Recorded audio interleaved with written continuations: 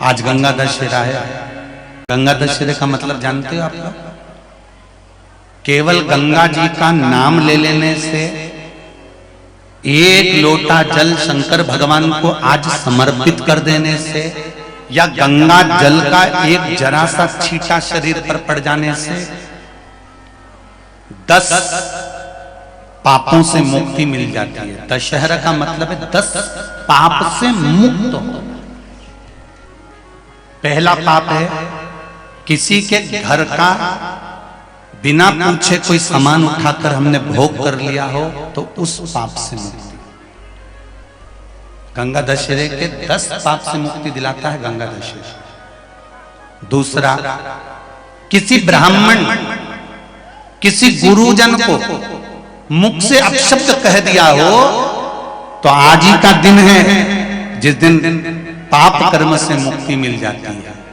तीसरा, किसी स्त्री को, किसी नारी को, किसी कन्या के प्रति, स्त्री के प्रति, नारी के प्रति अगर गलत सोच लिया हो या गलत कर्म हमने कर दिया हो तो उस पाप से मुक्ति गंगा दशहरा।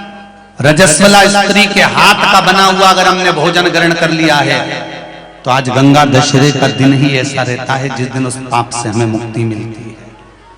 पांचवा, सूतक या सावड़ का भोजन या अन्न पानी ग्रहण कर ले तो 5वें नंबर का गंगा दशहरे का वर्णन करता है कि 5वां पाप, इस पाप से भी लोगों को मुक्ति मिल जाती है।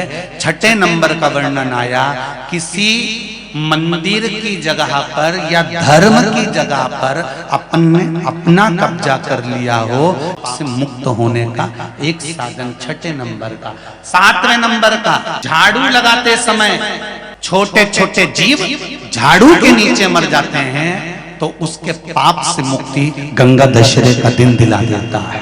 8वें नंबर का, जिस समय हम भोजन ग्रहण कर रहे हों और हमारे दरवाजे पर कोई व्यक्ति आकर बैठा हुआ है और हमने उसको भोजन का नहीं पूछा, उस दोष से वंचित हो जाए, उस दोष को समाप्त कर दे, वो गंगा दशहरे का दिन।